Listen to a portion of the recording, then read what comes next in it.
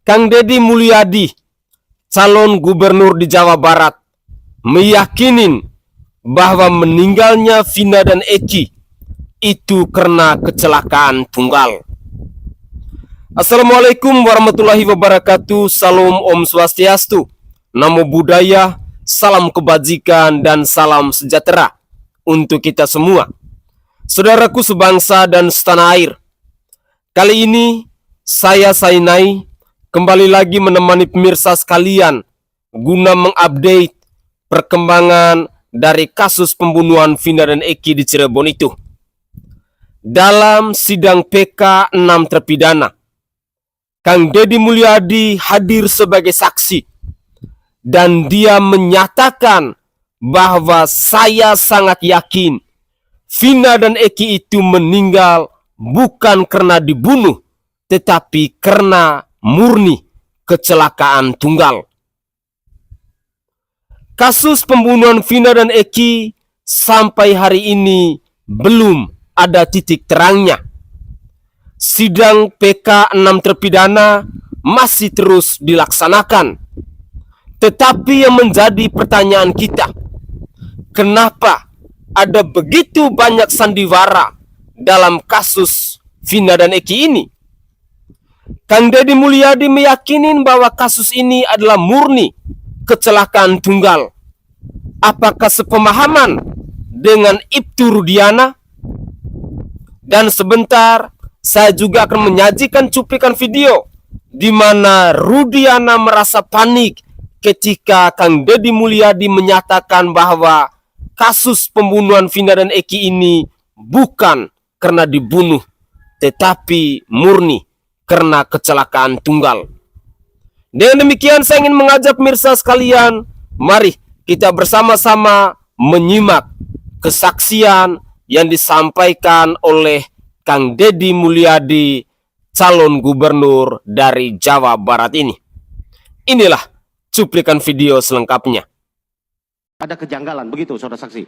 Menurut saya sangat janggal bahwa itu peristiwa murni kecelakaan tunggal. Apa yang saudara saksi lakukan pertama tertarik untuk melakukan penelusuran terhadap peristiwa Eki dan Vina di Cirebon ini? Yang membuat saya tertarik adalah pertama saya lihat tayangan di salah satu stasiun TV swasta di mana ada seorang terpidana yang baru keluar bernama Saka Tatal. Kemudian ada pengacara bernama Titin. Waktu itu mendapat serangan yang luar biasa, ketidakyakinan terhadap apa yang diucapkan. Sehingga mereka berdua ini menjadi tertuduh yang luar biasa dari sebuah peristiwa yang terjadi 8 tahun yang lalu, tepatnya 27 Agustus tahun 2016. Sehingga berangkat dari situ saya mencoba untuk menghubungi Ibu Titin sebagai pengacara. Saya ingin bertanya apa sih sebenarnya yang terjadi. Kemudian saya diterima di rumahnya. Setelah diterima di rumahnya, saya minta bicara dengan Saka Tatal dan secara kebetulan di kamarnya ada 3 orang. Ada 4 orang, ada Saka Tatal, ada orang tuanya Sudirman, orang tua laki-laki dan perempuan, dan ada kakaknya Saka Tatal. Kemudian mereka bercerita dan bersumpah di depan saya, tidak pernah tahu peristiwa pembunuhan itu, tidak pernah tahu peristiwa, mohon maaf, yang asusila itu. Kemudian juga dia bercerita bahwa pada peristiwa itu dia tidak ada di lokasi sebagaimana yang dituduhkan. Baik Saka Tatal, kakaknya maupun ayah dan ibunya Sudirman. Oke, sesudah saudara saksi mendengarkan keterangan itu, lantas apa yang saudara saksi lakukan untuk selanjutnya? Saya mencoba untuk mengungkap peristiwa itu berdasarkan hati dan pikiran yang saya miliki tanpa panduan dari siapapun. Dan setelah itu terjadilah penangkapan terhadap Peggy Setiawan. Ketika terjadi penangkapan pada Peggy Setiawan, saya mencoba menemui ibunya. Dan ibunya menangis, memeluk saya, bercerita bahwa pada saat terjadinya peristiwa itu Peggy Setiawan tidak ada di Cirebon, tapi ada di Bandung. Kemudian setelah itu saya mencoba, karena waktu itu yang menjadi saksi kunci adalah saudara AF, saya mencoba menemuinya di Bekasi. Dan kemudian Aib meyakinkan pada saya bahwa dia melihat peristiwa pelemparan pengajaran yang terjadi di depan SMP 11. Berangkat dari itu saya mencoba mendatangi SMP 11. Kemudian di depan SMP 11 saya mencoba melihat di mana gang yang dimaksud dan di mana warung yang dimaksud. Karena saudara Aib bercerita bahwa pada malam itu dia membeli rokok di warung.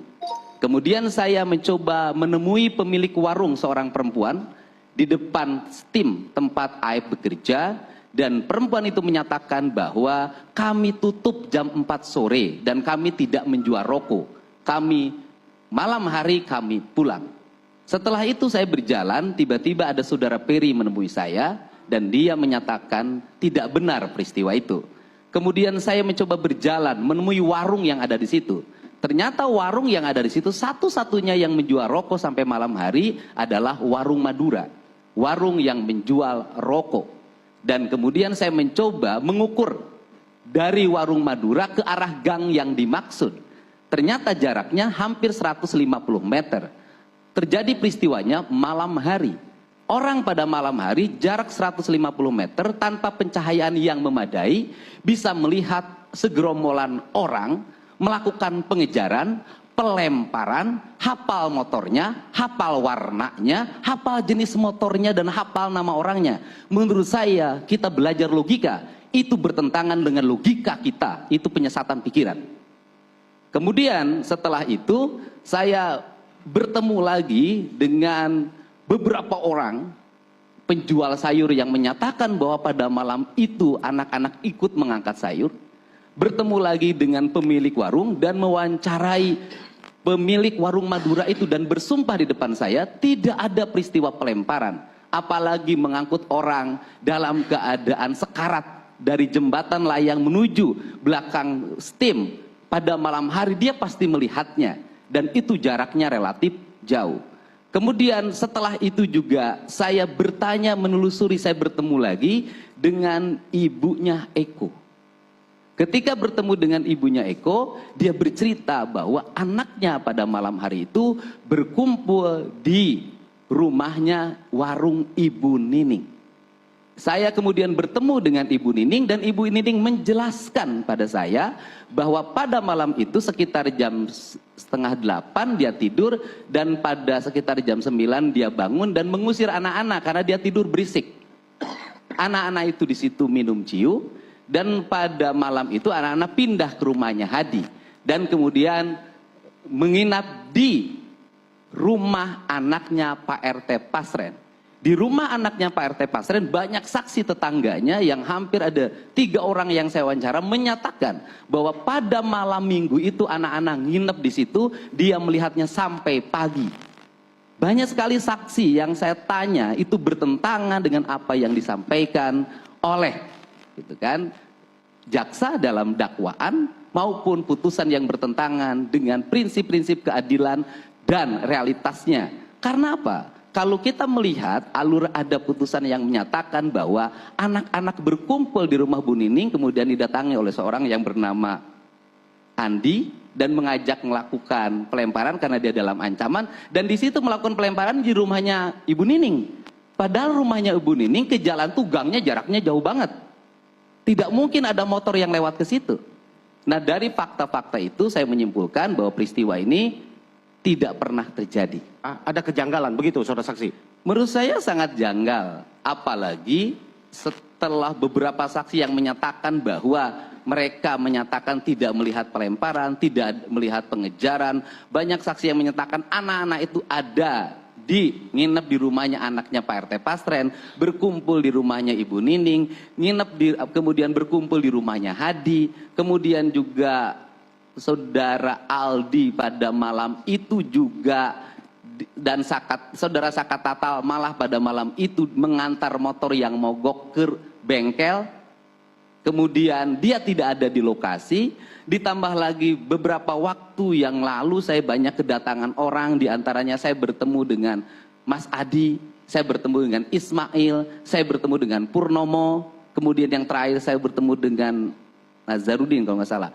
Nah, mereka menyatakan melihat langsung bahwa yang terjadi peristiwanya adalah pada malam minggu dalam keadaan gerimis, Eki dan Vina mengendarai motor dalam keadaan kencang, kemudian motornya zigzag sambil ketawa-ketawa dan seperti dalam keadaan mabuk terpeleset, kemudian menabrak bibir trotoar dan kepalanya membentur tiang PJU, dan dia menyatakan bahwa itu peristiwa murni kecelakaan tunggal yang disebabkan karena pelaku, orang yang mengalami kecelakaannya dimungkinkan dalam keadaan mabuk dan masih di bawah umur. Pemirsa sekalian, itu adalah kesaksian yang disampaikan oleh Kang Deddy Mulyadi. Kalau memang benar bahwa kematian dari Vina dan Eki itu murni karena kecelakaan tunggal, lantas kenapa seorang Ibtu Rudiana merekayasa kasus kematian dari Vina dan Eki ini? Kalaupun benar bahwa meninggalnya Vina dan Eki ini murni karena kecelakaan tunggal, artinya bahwa 6 terpidana yang saat ini masih mendekap di balik jeruji besi itu adalah orang-orang yang tidak bersalah. Dari sinilah kita netizen Indonesia, kita masyarakat Indonesia dituntun untuk terus mengawal perkembangan kasus Vina dan Eki ini. Ada rekayasa besar-besaran, ada manipulasi data besar-besaran yang dilakukan oleh Ibtu Rudiana, dan saya sangat yakin dan percaya bahwa rekayasa kasus kematian Vina dan Eki ini pasti ada kerjasamanya dengan Polres Cirebon, dengan Polda Jabar, dan juga pejabat-pejabat yang pastinya punya kepentingan mereka masing-masing. Saya berharap bahwa kesaksian dari Kang Deddy Mulyadi ini adalah kesaksian yang sebenarnya, yang pada akhirnya saya sangat yakin dan percaya kalau memang benar Vina dan Eki itu meninggal karena murni kecelakaan tunggal, maka dapat dipastikan 6 terpidana yang saat ini masih mendekap di balik jeruji besi itu pasti akan bebas. Inilah bobroknya penegakan hukum di bangsa kita. Inilah bobroknya seorang Rudiana yang jelas-jelas kita mendengarkan bersama-sama kesaksian yang disampaikan oleh Kang Deddy Mulyadi ini. Apakah ada hal-hal yang harus kita protes lagi? Artinya bahwa kalau memang benar Vina dan Eki itu meninggal karena kecelakaan tunggal, maka dapat dipastikan 6 terpidana yang mereka siksa, yang mereka suruh minum air kencing, yang mereka suruh pilih makanan dari lantai dan lain sebagainya itu adalah pribadi-pribadi yang tidak bersalah.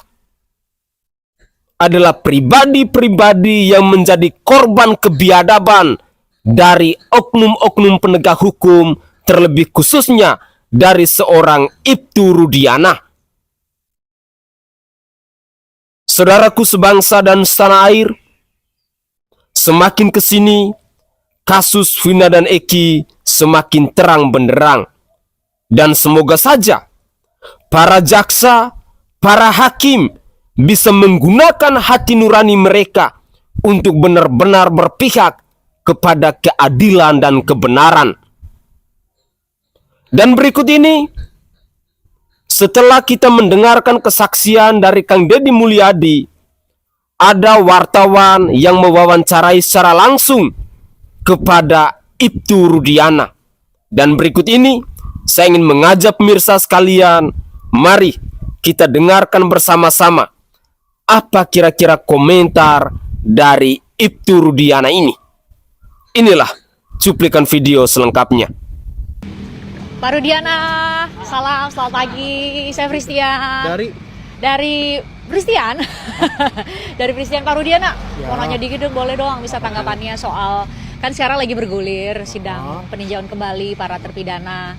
Nah, Pak Rudiana sendiri tuh gimana tanggapannya? Kaitan ini karena saya sudah ada lawyer, mungkin Mbak nanti bisa menghubungi Bang Pitra aja Mbak ya. Ya seperti itu aja. Kalau dari Pak Rudiana sendiri gimana tanggapannya? Kan sekarang lagi bergulir tuh, sidangnya lagi jalan di Pengadilan Negeri Cirebon. Tanggapan saya sih mungkin intinya kita menyesuaikan aja ya. Artinya silakan nanti lebih banyak ke Pak Pitra. Karena kita sudah ada lawyernya. Ya, Iya. itu aja ya. Ya, Oke. sedikit aja Pak, Iya, Pak Rudiana lah. Saya mau nanya soal yang 2016 itu. Kan sekarang mungkin Pak Rudiana sendiri mengikuti bagaimana banyak banget versi lah ceritanya nih, termasuk juga dari Pak Rudiana. Saya mau nanya dua hal aja dari Pak Rudiana. Satu, mengenai yang paling penting ini ditanyakan. Apakah waktu itu 2016, semoga Pak Rudiana berkenan menjawab nih, 2016 itu Pak Rudiana membuka peluang penyebab mati Eki dan Vina adalah sebab lain. Itu satu, sebab lain kemungkinan kecelakaan, itu satu. Yang kedua adalah sebab lain bukan oleh geng motor yang saat ini lagi di proses sidangnya, itu ada nggak?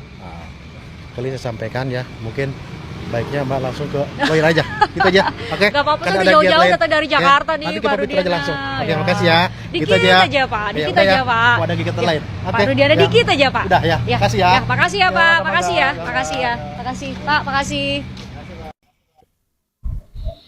Kelihatan sekali Rudiana mengelak. Dia lebih percaya kepada Pitra. Dan saya sangat meragukan dengan pernyataan-pernyataan yang disampaikan oleh Rudiana ini. Bacotan-bacotan yang disampaikan oleh Rudiana ini 100% saya tidak akan percaya. Karena murni saya sangat yakin dan percaya kasus kematian Vina dan Eki ini sudah direkayasa oleh Rudiana, oleh Polsek Jabar, dan juga oleh Polda Jabar. Saya berharap bahwa Bapak Kapolri Listio Sigit Prabowo bisa lebih berperan aktif untuk membongkar kasus ini. Dan kesaksian dari Kang Deddy Mulyadi, saya sangat yakin dan percaya kalau memang benar Vina dan Eki itu meninggal karena kecelakaan tunggal, maka 6 terpidana yang saat ini masih mendekap di balik jeruji besi itu adalah pribadi-pribadi yang menjadi korban kezaliman dari Rudiana dan oknum-oknum penegak hukum lainnya yang ada di Jawa Barat. Saudaraku sebangsa dan setanah air, semoga saja ada kabar gembira untuk kita semua bahwa 6 terpidana yang saat ini masih mendekap di balik jeruji besi itu harus bisa dibebaskan. Mari, saya ingin mengajak mirsa sekalian, kita kawal kembali kasus Vina dan Eki yang mungkin selama ini sudah kita lupakan, sudah kita abaikan, karena dengan berbagai macam pemberitaan yang terkadang selalu menghilangkan pemberitaan-pemberitaan terkait dengan Vina dan Eki ini. Dan saya sangat yakin dan percaya bahwa ada banyak upaya untuk menutup kasus Vina dan Eki ini. Tetapi saya ingin mengajak kembali kepada pemirsa sekalian bahwa mari kita bersama-sama mencoba untuk mengawal kembali kasus Vina dan Eki ini. Karena yang kita perjuangkan adalah kebenaran dan keadilan bagi 6 terpidana lainnya yang saat ini masih mendekap di balik jeruji besi itu. Begitulah kira-kira. Saya Sainai dari Provinsi Nusa Tenggara Timur, saatnya kita yang rakyat jelata harus berani untuk bersuara. Salam hormat, salam NKRI, dan salam Pancasila untuk kita semua.